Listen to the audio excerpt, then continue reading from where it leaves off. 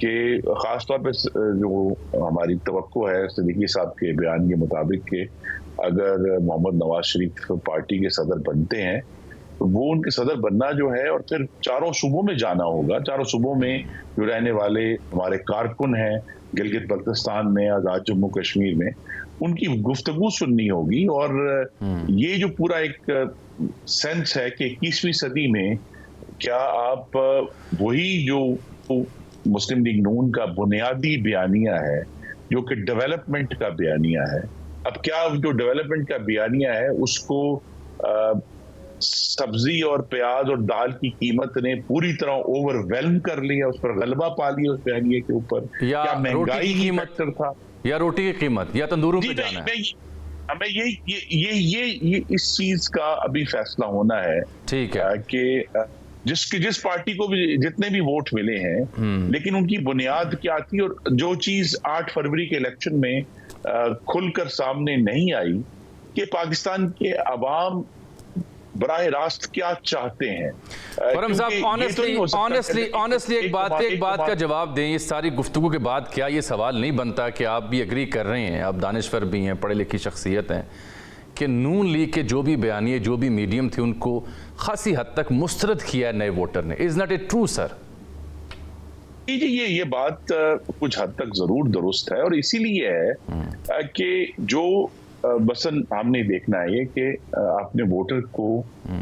फिर मैं कहूंगा कि ये बात मेरे पे तो वाजे नहीं है, और मैंने गुफ्तगू से अभी मैं अपने हल्के में जाता हूं तो मैं पूछता हूं कि भी जो जिन लोगों ने अगर एक जमात को वोट दिया है तो क्या वो 9 मई दोबारा करना चाहते हैं? इज दैट द आइडिया कि वो 9 मई मॉडल है कि आप रियासत के ऊपर चढ़ दौड़े और वो मकबूलियत का जीना है, या जो है अगर हमारा ये ख्याल है कि वोटर मंतक पर चलता है तो क्या उसकी मंतक ये है कि 9 मई करने वाले जो है वो महंगाई बेहतर तरीके से कंट्रोल कर लेंगे? तो ये बड़े सवालात खड़े हुए हैं 8 फरवरी के नताइज से। तो ऐसी सूरत में तो इस्तेहकाम दूर दूर तक दिखाई नहीं देता, क्योंकि जहां पीटीआई 6 जमातों के साथ सरापा एहतजाज है, वहीं आज मौलाना ने भी एक लहर का आगाज़ कर दिया। वो अवामी असम्बलियाँ बराह रास्त करना चाहते हैं, वो इस्टेब्लिशमेंट को ललकार रहे हैं, वो पाकिस्तान के क़याम के मकासद में बड़ी अहम बातें कर रहे हैं, और वो कह रहे हैं कि 2024 में 2018 से बड़ी धांधली हुई और ये जाली हुकूमत हम नहीं चलने देंगे। और साथ इमरान खान साहब ने ख़त लिख दिया चीफ जस्टिस पाकिस्तान को। एक तरफ जरदारी साहब मुफाहमत की बात करते हैं, लेकिन इमरान खान साहब को देखने लगता है वो मुज़ाहमत पर बरकरार हैं अभी तक। ऐसे में ये हुकूमत कैसे सस्टेन करेगी और पोलिटिकल स्टेबिलिटी कैसे आएगी खुर्रम साहब? जी, पॉलिटिकल स्टेबिलिटी मौजूद है, क्योंकि बिल आखिर जो मंतक है वो पार्लियामान के नंबर्स हैं, और आपने भी देखा है, आपके नाजरीन ने भी देखा होगा, फाइनल मंतक क्या है? सेनेट के इलेक्शन में 224 पर मुकाबला है, तो लिहाजा बहुत ही ओवरवेलमिंग मेजॉरिटी है कौमी असम्बली में मौजूदा हुकूमत की। तो लिहाजा इसका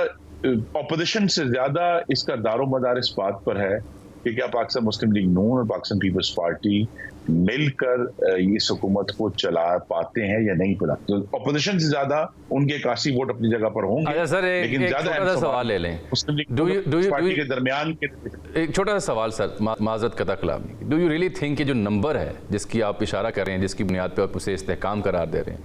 डू यू रियली थिंक कि आम जनता, लोग, शहरी, नौजवान उस नंबर की हकीकत पे एतमाद करता है? ये देखिए, मैं अब हकीकत पर एतमाद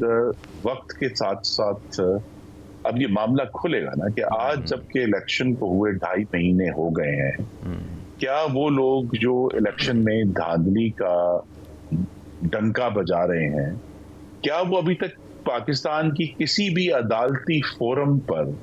कोई सबूत और शवाहिद पेश कर पाए? देखिए, सिर्फ एस्टैब्लिशमेंट को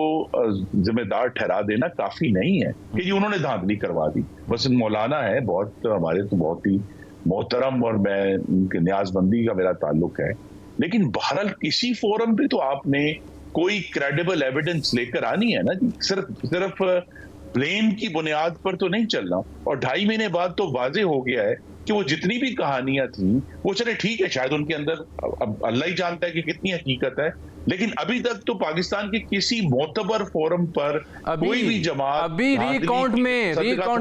रीकाउंट में नून लीग के रहनुमा 2 कौमी असेंबली की नशिस्तें थी और एक पंजाब असेंबली की, रीकाउंट में नून लीग को दी गई, सुन्नी इत्तेहाद के कैंडिडेट को हारा हुआ डिक्लेयर किया गया, लाहौर हाई कोर्ट ने उठा के परे मारा। फॉर्म 45-47 की कितनी को कहानियां सामने आएंगी जो एविडेंस है सबके सामने आ रहे हैं। और अभी इमरान खान साहब का खत, मैं यही तो कहता हूं कि इन कहानियों को जब तक ये सबूत का रूप नहीं धारती तो ये कहानियां रहेंगी। और देखिए, वो शख्स जिसके खिलाफ इमरान खान ने अपने दस्तखत से रेफरेंस फाइल किया था कि इनको अदलिया से बाहर निकाल दिया जाए, अब वो उसी को खत लिख रहे हैं, बिल्कुल लिख रहे हैं, प्रोटेक्शन प्रोवाइड करें और उन्हें हवाला भी दे रहे हैं। तो पाकिस्तान उन्हें हवाला भी वो दे रहे हैं कि आपके साथ जो आखिरी पैराग्राफ में